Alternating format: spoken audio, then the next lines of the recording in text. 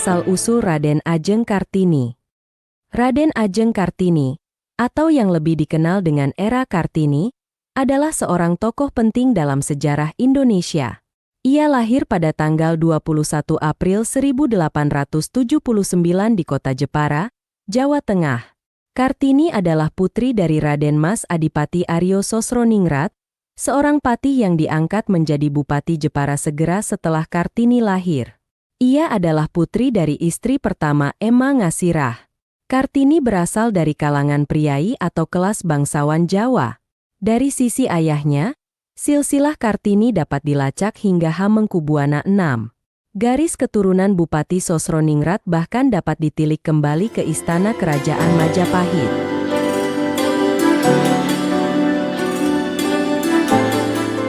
Pendidikan Kartini. Sebuah perjalanan menuju emansipasi.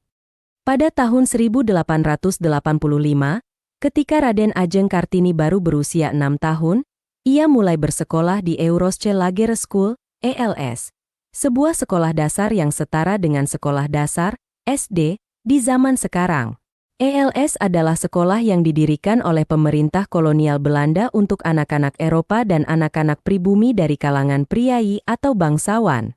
Hanya anak-anak pribumi yang orang tuanya merupakan pejabat tinggi pemerintah yang diizinkan mengikuti pendidikan.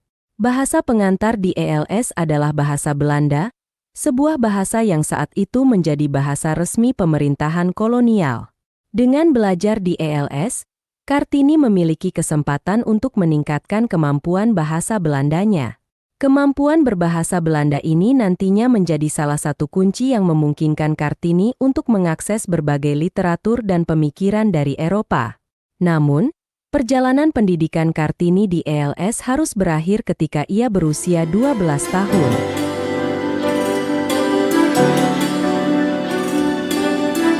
Sang ayah, yang merupakan seorang bupati, memutuskan bahwa Kartini harus mengikuti adat istiadat Jawa dan menjalani masa pingitan, sebuah tradisi di mana gadis remaja harus tinggal di rumah dan mempersiapkan diri untuk pernikahan.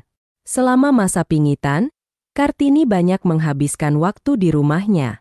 Meski demikian, semangat belajar Kartini tidak pernah padam. Ia terus membaca dan belajar dari buku-buku yang ia kumpulkan. Ia juga sering bertanya kepada ayahnya tentang berbagai hal. Dari situs Kemdikbud Jateng, diketahui bahwa Kartini tertarik pada kemajuan berpikir wanita Eropa, Belanda, yang waktu itu masih menjajah Indonesia. Dari sinilah timbul keinginannya untuk memajukan kehidupan wanita Indonesia. Baginya, wanita tidak hanya di dapur, tetapi juga harus mempunyai ilmu. Ia mulai mengumpulkan teman-teman wanitanya untuk diajarkan tulis-menulis dan ilmu pengetahuan lainnya. Kartini adalah seorang pejuang kemerdekaan dan kedudukan kaumnya, pada saat itu terutama wanita Jawa. Surat-surat Kartini diterbitkan di sebuah majalah Belanda dan akhirnya, pada tahun 1911, menjadi karya, Habis Gelap Terbitlah Terang, Kehidupan Perempuan di Desa, dan Surat-surat Putri Jawa. R.A. Kartini meninggal. Raden Ajeng Kartini meninggal dunia pada usia yang masih muda, yaitu 25 tahun, pada tanggal 17 September 1904. Kepergiannya ini terjadi hanya 4 hari setelah melahirkan putra pertamanya. Penyebab kematiannya adalah preeklamsia, sebuah komplikasi yang dapat terjadi selama kehamilan. Preeklamsia ditandai dengan tekanan darah tinggi dan kerusakan organ, biasanya ginjal, yang ditunjukkan dengan kadar protein tinggi dalam urin, proteinuria, atau tanda-tanda kerusakan organ lainnya. Jika tidak diobati, preeklamsia dapat menyebabkan komplikasi serius bahkan fatal bagi ibu dan bayi.